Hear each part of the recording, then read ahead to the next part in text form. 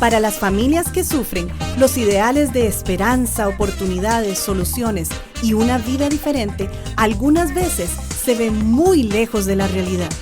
Levanta propone una solución alternativa a lo que hasta hoy se ha oído con relación a la familia, matrimonio e hijos azotados por la violencia doméstica. Hoy proponemos un camino más alto, uno que levanta a los caídos y oprimidos, dando voz a quienes no la tienen. Y ahora con ustedes, Levanta. Saludos amigos, una alegría estar una semana más con ustedes. Ervin, ¿cómo estás? Estoy muy bien, Alonso. Te saludo también a vos, tu familia, a Gilo, en este día, esta mañana. Bueno, gracias a Dios acá. Y hoy tenemos un tema que dejamos introducido la semana pasada, la frialdad emocional como un acto de violencia. Qué buen tema. Sí. Y qué real, ¿verdad? Es muy real, y a pesar de ser real, tal vez no tiene el enfoque necesario, porque es muy habitual que como seres humanos nosotros necesitamos alimentación física para poder subsistir, para poder vivir, desarrollarnos sanamente. Pero a veces enfocamos solamente esta parte. Descuidamos que también necesitamos protección emocional para aprender a hacer las conexiones necesarias, también para poder sobrevivir de modo literal, que es lo que vamos a demostrar ahora, y para un sano desarrollo, si es que hay una sobrevivencia, a pesar de una falta de alimento emocional, pues van a haber unas secuelas que realmente son muy perjudiciales.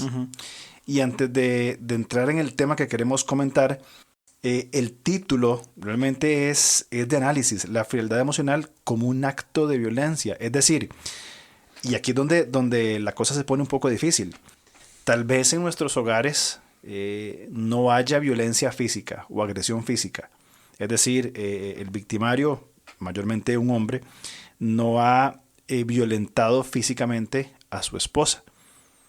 Pero tal vez emocionalmente, con la frialdad, con el desapego, con la pasividad, con la indiferencia, está violentando, sea hombre o sea mujer, indiferentemente, el victimario, sea lo que sea, afectando al otro, violentando al otro con ese tipo de acciones, ¿no? Así es, y puede ser inclusive un arma que se tiene debajo de la cama para utilizarlo en momentos específicos, para poder manipular, para poder alcanzar ciertas cosas, para, en vez de una sana discusión, para poder tener ese recurso de protesta. O sea, en vez de llegar a una resolución de conflictos, se utiliza esta arma para poder, repetimos, manipular y violentar a la otra persona por medio de un desapego o desatención emocional. Hablamos en un podcast, el 58, de que el amor es un aprendizaje. También hemos hablado en otros momentos, ilustrando, de que un bebé requiere el alimento de una madre, sus caricias, como el afecto, tanto la alimentación, la leche, la alimentación física, pero también la alimentación emocional. Vos me comentabas sobre los hallazgos del doctor René Spitz en los años 50, que va muy pegado con el tema. Así es. Básicamente es una muy buena observación que este doctor realizó unos experimentos para determinar el porqué de los altos índices de mortalidad infantil, sobre todo en orfanatos, y que se atribuían, por ejemplo, a problemas de higiene, a problemas de infecciones, pero no era así. El punto es que este doctor Spitz propuso una teoría que está muy de la mano con esta violencia emocional, que los bebés morían como consecuencia de una privación afectiva, así le llamó. Es decir, en términos generales, una falta de atención o de nutrición, falta de amor, nutrición emocional. Sí. Y aparte, si sobrevivían, van a padecer afectaciones físicas, inmunológicas y emocionales. Ahora, ¿cómo lo comprobó?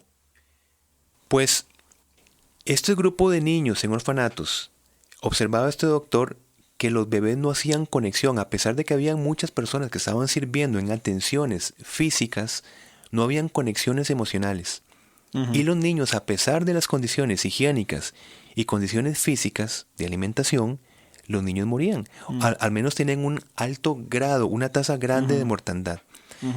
Pues llegó este doctor y empezó a sustituir por medio de madres que estaban en prisión, para que atendieran y cuidaran a estos bebés.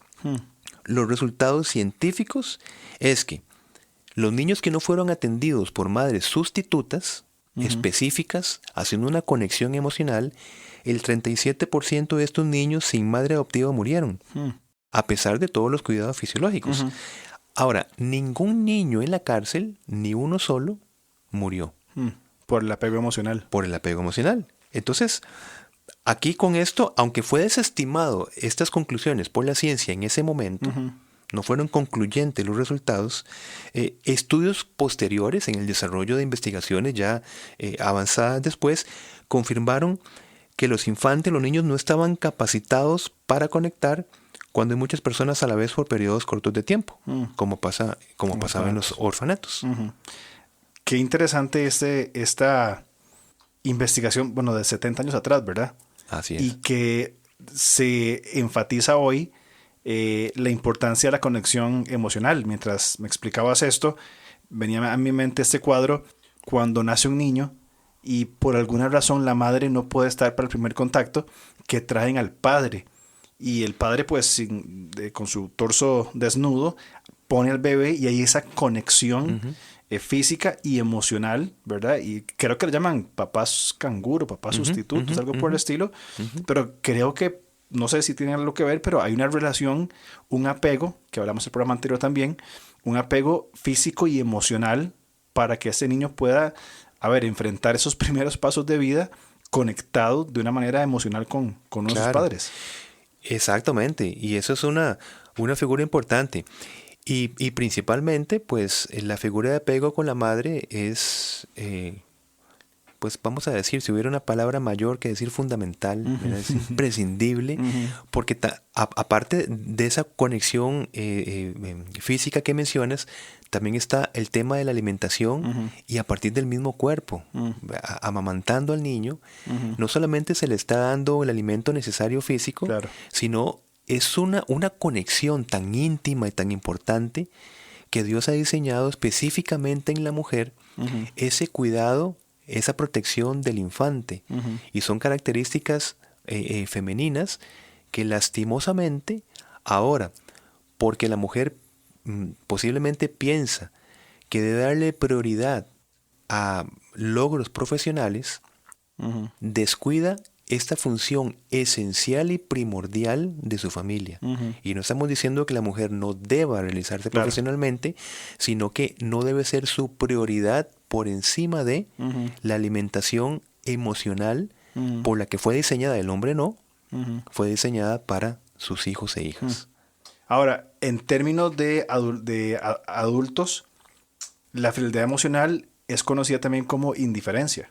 Así es. Es aplicar un tipo, como vos decías, un tipo de violencia en busca de castigar o manipular, alienando al otro de una u otra manera. Alinear, lo decíamos en podcasts anteriores, como cuando hablamos de la alienación parental, es hacer desaparecer. Correcto. Quitar de en medio a la persona. Entonces, muy bien la indiferencia es un arma muy efectiva y se trata de hacer desaparecer, invisibilizar a la otra persona. Lo que diga no es atendido. Pareciera ser que no lo estoy escuchando. Y su presencia física pareciera ser que no está. Es decir, la mirada no se conecta. Simplemente no existe. Claro. Y quiero decir que es una arma realmente que logra sus objetivos. Es decir, no estamos diciendo que no funciona. El problema es que funciona. Ese es el problema. Y las resoluciones de conflictos se logran por manipulación, pero en realidad no se está resolviendo nada. Se logran ciertos objetivos distorsionados. Por ejemplo, que se haga lo que al principio la persona quiso que se hiciera y por una rabieta vamos a utilizar el arma de la indiferencia. Entonces, a punta de este dolor, de esta violencia, se logra el objetivo. La pregunta ¿es saludable este tipo de resolución de conflicto? No, se entra en relaciones dañinas, en relaciones que son manipulación, en vez de ceder por amor, en vez de solucionar bíblicamente y correctamente los conflictos, se cae en esta manipulación de que si no sucede lo que yo quiero, entonces no te hablo, entonces no te valoro, no te trato, no te digo, y siempre uno de los dos va a caer en el juego y es complicado. Ahora, ¿cómo notamos entonces la presencia de esa frialdad emocional en una relación? Bueno, ya empezamos a introducirnos en esto cuando empezamos a hablar de ese castigo y cuando se le niega la posibilidad de una conversación o una opinión, digamos, lo que la persona tenga que decir en ese momento simplemente no se le dirige palabra alguna o no hay una reacción. Una conversación es un intercambio, un intercambio. Si vos, por ejemplo, me dices algo a mí y yo no tengo una voluntad de respuesta, realmente te estoy agrediendo en ese sentido. Porque no se trata que un monólogo, que una persona está hablando a una persona, porque igual yo le puedo estar hablando a este micrófono, o le puedo estar hablando a una pared, o a una silla, quien sea. Pero entre dos seres humanos tiene que haber una voluntad de respuesta. Cuando no hay voluntad de respuesta, hacemos desaparecer a la otra persona. Es decir, me es lo mismo lo que esté diciendo o lo que no diga, lo que sienta o lo que no sienta, lo que en ese momento necesita o no necesita, es lo mismo, no importa. Lo puede expresar, perfecto. Pero eso no es comunicarse. Si no hay voluntad de respuesta, de atención, una reacción a lo que la persona está diciendo o necesita, hacemos desaparecer a la otra persona. O sea, son respuestas o no hay respuesta del todo, o son respuestas intencionalmente cortas. Sí, no sé. Sí. O sea, se limitan a hablar lo mínimo. Para que no digan que no estamos diciendo nada. Claro. Así es. También pensaba un poco en cuanto a la empatía. En esta relación o en esta indiferencia, en esta frialdad, no hay empatía alguna. Entendemos empatía como la capacidad para tomar parte, para sentir las emociones del otro.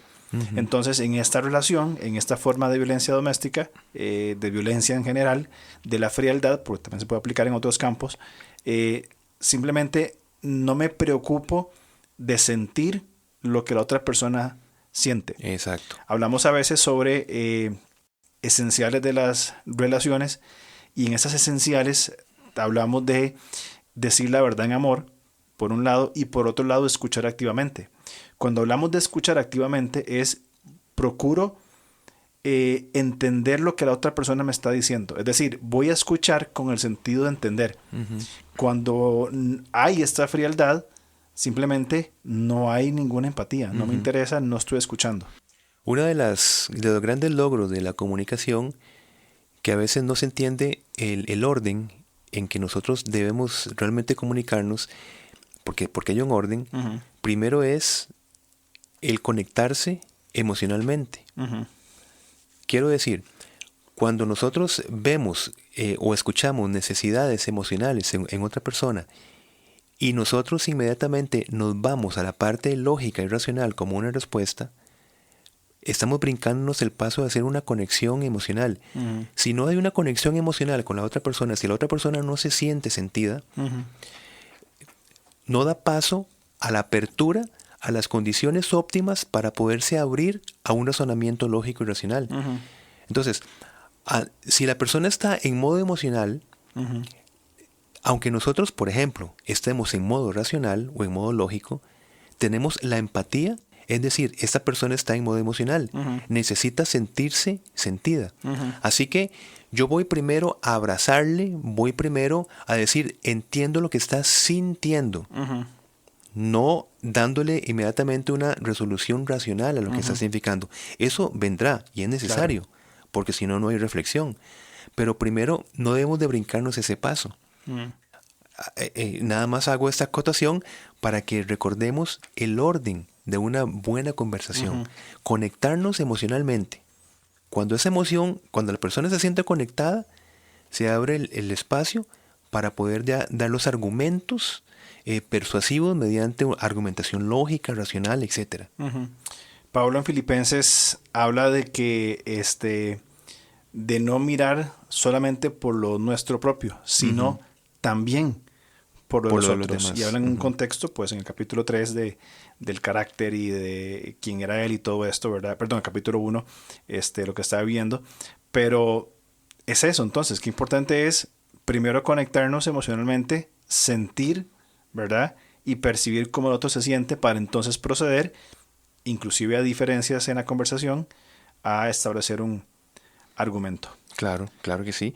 Y bueno, y también en el contexto de cómo notamos la presencia de la frialdad emocional, pues es cuando se busca intencionalmente, sí, con toda la, Con todas las ganas. con todas las ganas, frustrar o molestar a la otra persona. ¿Cómo? Negándose a colaborar o hacer apoyo en diferentes tareas. O sea, intencionalmente. Yo sé que colaborando puedo aliviar la carga de la persona. Pues bueno, voy a hacer exactamente lo contrario. Claro. Entonces, esa frustración, el sentirse en abandono, el sentirse que las cargas las está llevando una sola persona y no como el principio bíblico de llevar las cargas los unos a los otros, pues esa intencionalidad es una presencia de frialdad emocional. También procurar la vergüenza del otro, a negarse a acompañarle a eventos sociales, familiares, cosas importantes para que lo vean solo. Así es. Soy frío, no me interesa, voy a dejar que mi esposa vaya sola, que siempre esté sola, porque así se va a sentir mal, etc. Y es una figura de desatención. Y casi al final de este interesante podcast, Alonso, recordaba una persona en común, un matrimonio en común que estimamos muchísimo, que esas personas trabajaron como padres sustitutos, ¿verdad? En refugios, en un ministerio muy hermoso, que refuerza esto que estamos hablando en el sentido del abandono emocional. Y por medio de figuras reparadoras, hay ministerios que se encargan de ser madres temporales. Y llegó el punto en que este matrimonio querido, en este ministerio, pues llegaron inclusive a adoptar a un joven y le dieron una nueva perspectiva de vida. Entonces, qué maravilloso es que haya ministerios que, entendiendo esta necesidad emocional, matrimonios que surjan como familias de acogida, familias temporales, donde les refuerzan las estructuras mentales a estos niños o niñas para que vuelvan a tener la capacitación para poderse enfrentar ahora sí y adaptarse socialmente y relacionalmente. Totalmente de acuerdo. Es dar ese espacio para que otro, como vos decías, sea sentido, para que otra persona pueda reconstruir, si cabe la palabra, estas figuras necesarias para un crecimiento integral. Esos ministerios y personas, familias, realmente son indispensables en el desarrollo de nuestra sociedad y de nuestras iglesias, por supuesto. Así es. Entonces, cuidado y velar por no ser frío o indiferente. La frialdad es una forma de violencia y lo aplicamos mucho dentro de los matrimonios, en los pleitos, discusiones, ¿verdad? Como se dice popularmente, se aplica la ley del silencio o la mínima comunicación, que eso corroe, por supuesto, los fundamentos del matrimonio, que uno de ellos es una buena comunicación fluida. Y por eso empezamos hablando de la historia de los efectos en los niños, para que nos demos cuenta que sí es un arma poderosa para mal. O sea, que no estamos jugando, que los niños morían por desatención emocional. Por eso estamos diciendo que no es simplemente una condición de la forma de ser de una persona.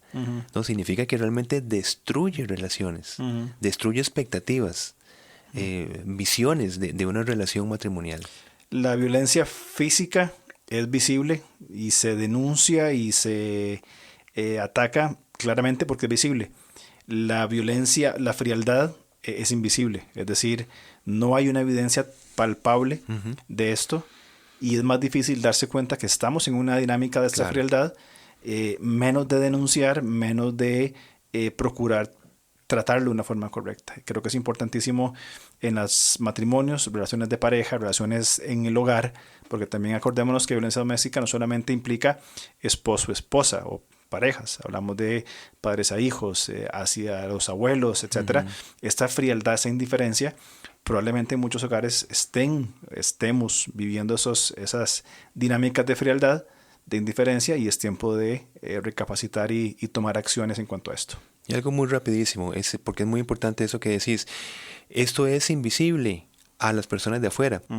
Un matrimonio puede estar en una fiesta, en un convivio, en un evento de la iglesia o social en general, y las personas no se dan cuenta que las personas no se hablan. O sea, que el esposo generalmente o la esposa no tiene contacto alguno con la persona, pero en contexto de pareja, desde afuera, se ven que los dos están disfrutando como pareja. Claro. Por eso es importante que lo que estás diciendo, que es un tipo de violencia muy astuta, porque ejerce